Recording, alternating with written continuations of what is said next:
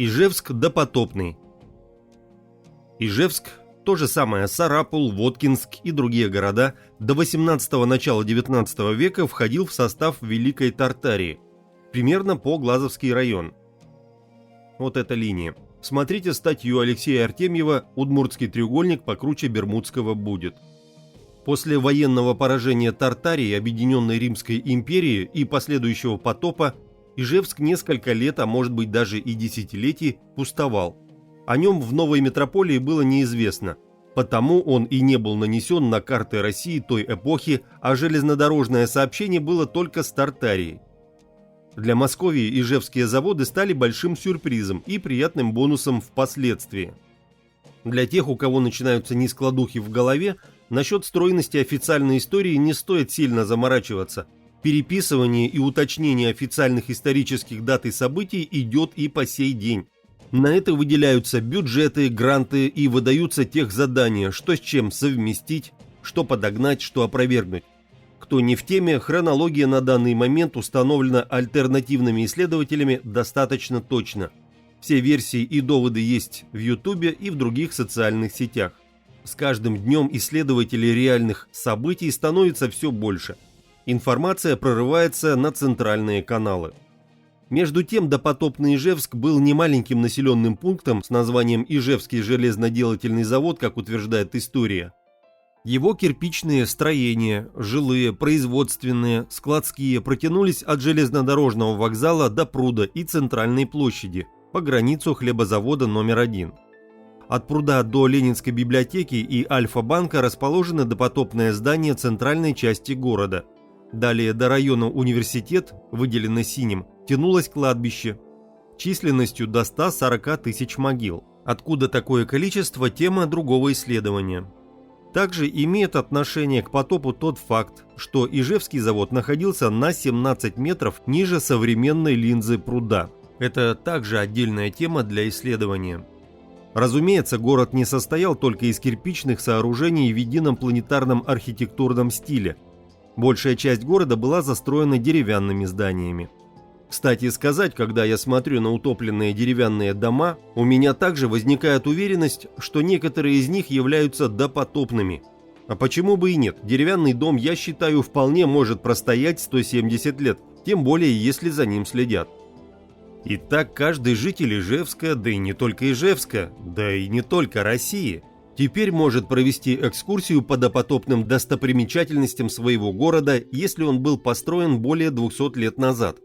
Прикоснуться к неизвестным событиям 170-180-летней давности, поразмышлять, как и чем жили люди того времени, оценить технологический уровень неизвестной нам цивилизации, бытовые условия проживания. А еще можно поразмышлять о том, что за силы так тщательно скрывают от нас все факты существования иной допотопной цивилизации, на осколках которой мы сейчас проживаем. Если люди действительно жили в 3, 6 и более этажных домах, в которых некоторые из нас до сих пор проживают, я уверен, что у них была вода, свет, отопление и канализация, в том числе городская. Кто не в курсе, городская канализация появилась в городе Ижевске снова только в 70-х годах 20 века. Еще уточнение для понимания. Вот эта картина или фотография потопа 1908 года. Обратите внимание, что вода стелется до горизонта ровной линией. Местами на горизонте выпирают какие-то холмики небольшие. Это не просто московское наводнение, это самый настоящий потоп. Если верить этой фотографии, возможно, это картина, то вода до горизонта – это километров 20-30. Под ней скрыты все деревни и города-спутники, впадины, холмы и пригорки. И это означает, что в ближайшие десятки километров за горизонтом видимости все точно так же залито на том же уровне. Хотя понятно, что какие-то холмы останутся ненакрытыми и кому-то все же удалось спастись, если затопление не шло стремительно и не ночью. Допустим, уровень затопления в 10-15 метров принес 5 метров жидкой глины, это по факту, и вода спала в течение месяца, ну даже хотя бы и недели. То спасения для человека все равно нет практически никакого. Даже если вы спокойно спустились на 2-й этаж, теперь уже 1-й, то в течение нескольких месяцев глина эта не высохнет, И помощи ждать неоткуда, а все запасы утонули. То есть человек гарантированно тонет в этой жиже, тянущейся до горизонта, и идти ему все равно некуда. Отсюда разгадка пустых городов на начало их нового заселения и отсутствие растительности. Я уже и не заикаюсь о радиационном заражении, локализация которого была незатопленные населенные пункты. Я предполагаю, что через несколько лет, когда почва высохла и растительность начала пробиваться, новый хозяин земли переселил сюда людей с южного полушария, где потопа не было. А те места заселил азиатами, семитами, неграми и другими.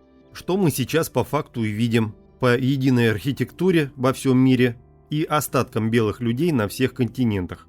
Поэтому наши предки в своем большинстве не с северного полушария и мало что знают о потопе. Хотя есть упоминания в художественной и другой литературе, что были выжившие допотопные люди, и отношение к ним было особенное. Рассмотрим небольшую часть зданий на предмет затопленности, а значит и принадлежности к допотопной эпохе. Дом Вадима Сивкова, 173, напротив Ленинки. На табличке «Первое школьное здание, построенное в 1837 году». Вот тут мы видим колонны в античном стиле. Возможно, это и правда первое здание после потопа, приспособленное под школу, причем дата где-то близка к реальной, плюс-минус там 10-20 лет. Если это было изначально двухэтажное здание, то с учетом цокольного этажа затопленность невелика, метра 2-2,5 до фундамента. Но я подозреваю, что это было все-таки трехэтажное здание, тогда глубина утопления может быть метров до 5-6, поскольку оно по уровню находится пониже Ленинской библиотеки. Вот тут рассмотрим единый архитектурный комплекс. Это в бывшем храм и жилые дома слева и справа. Они также являются допотопными. Ленинская библиотека в советское время была перестроена. Колонны наполовину заложены, построены стены, окна. Здание разделено на 2 этажа. Есть свидетели этой перестройки, они еще живы и помнят, как библиотека строилась, а на самом деле перестраивалась. Очень важный процесс происходил при коммунистах. Легализация допотопных зданий. Они перестраивались, и им назначалась дата строительства на 20 век. Так что не все сталинки являются сталинками.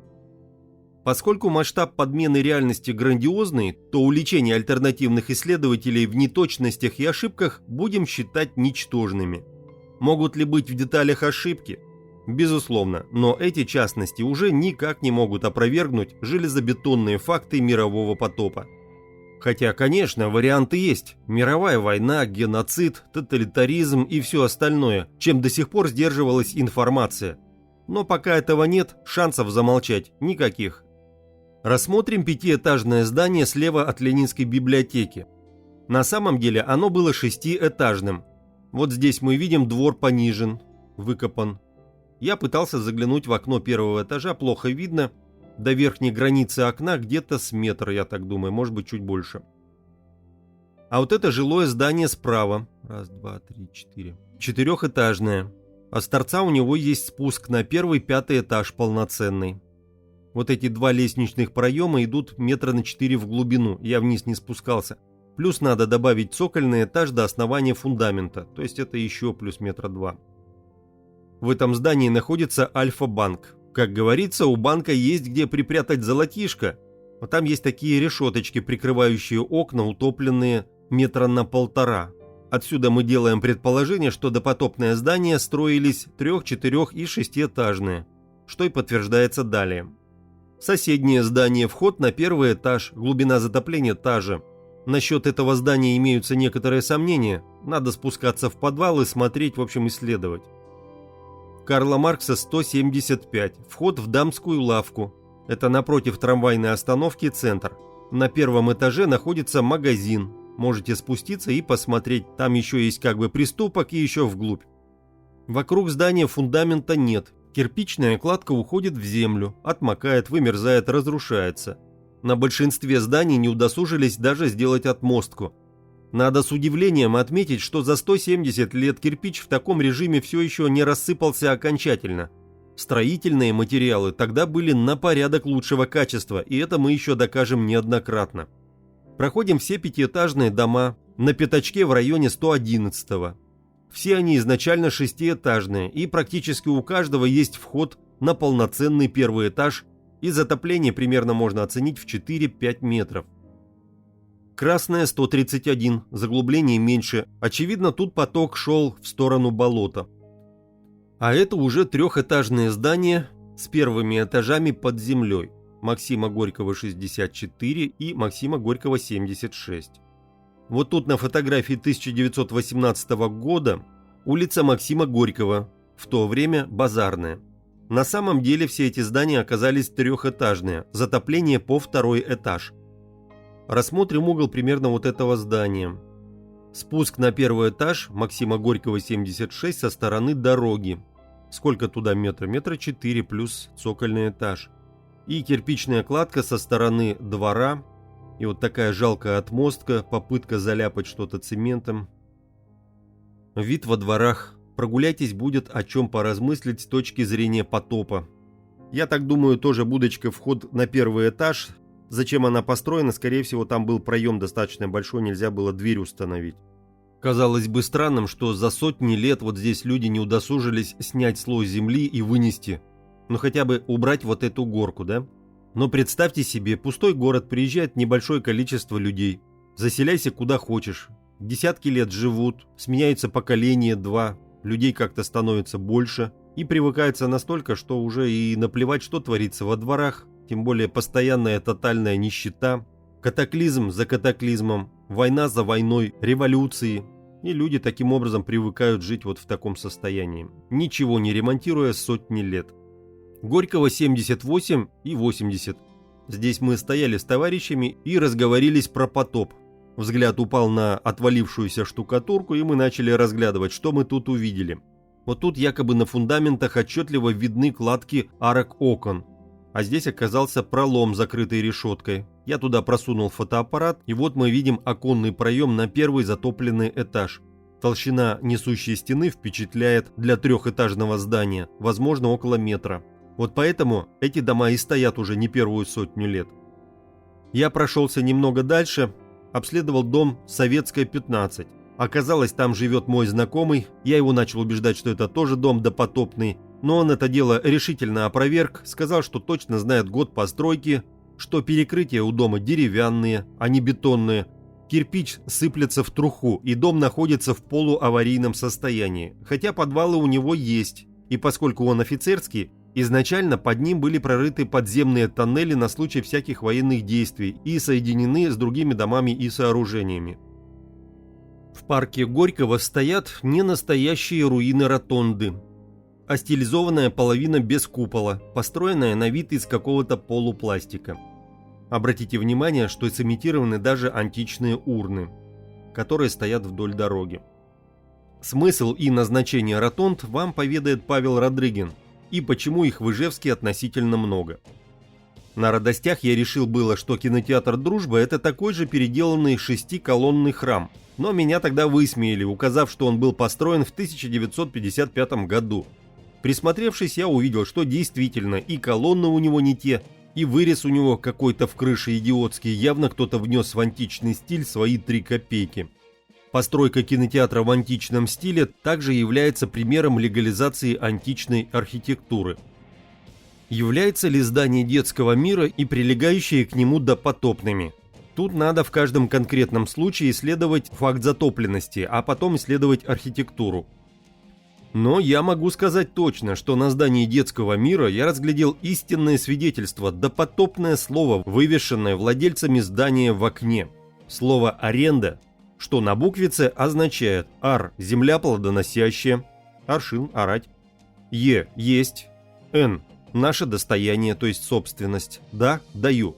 И переводим с русского на русский: даю кусок земли, находящийся в моей собственности, во временное пользование. И так теперь каждый ижевчанин и не только снабжен необходимой информацией для продолжения расследования, и количество объектов для выявления на допотопность невероятное. Плюс еще есть масса производственных зданий, многие из которых также являются допотопными. Ну а когда мы исследуем главные города, то начнем копать города поменьше, села и другие допотопные населенные пункты, пережившие катаклизм. Так что находите, фотографируйте, делайте видео, публикуйте в соцсетях. И что очень важно, тщательно описывайте, где это все находится.